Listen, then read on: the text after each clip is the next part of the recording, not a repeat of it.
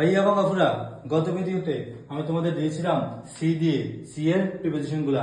এখন আজকে আমাদের প্রিপোজিশনের পার্ট 2, যেগুলো হচ্ছে ডি দিয়ে। চলো তাহলে দেরি না করে শুরু করি। ডিল ইন মানে হচ্ছে কি ব্যবসা করা। ডিল ইন ব্যবসা করা। ডিপেন্ড অন অথবা রিলে অন, কারোর উপর যখন আমরা নির্ভর করি, আমরা জানি কি অন বসে কখন, যখন আমরা কোনো কিছুর উপর নির্ভর করি। তো উপরে বোঝাতে অন বসে, তো ডিপেন্ড অথবা রিলে, এরপরে কি বসবে অন। ডিপেন্ড অন বা রিলে অন কি নির্ভর করা, কি করা নির্ভর করা। আচ্ছা, এবার আসি ডিপ্রাইভ অফ, অর্থ কি বঞ্চিত, অর্থ কি বঞ্চিত। আচ্ছা, পরেরটাতে আছে যদি ডিউ টু, অর্থ কি কারণে, ডিউ টু অর্থ কি কারণে।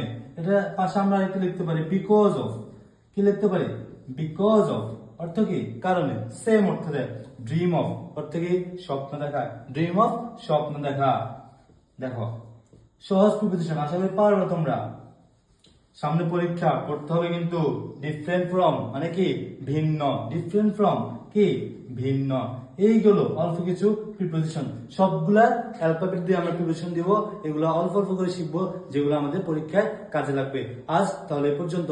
ভালো থাকবো, সুস্থ থাকবো। আসসালামু আলাইকুম।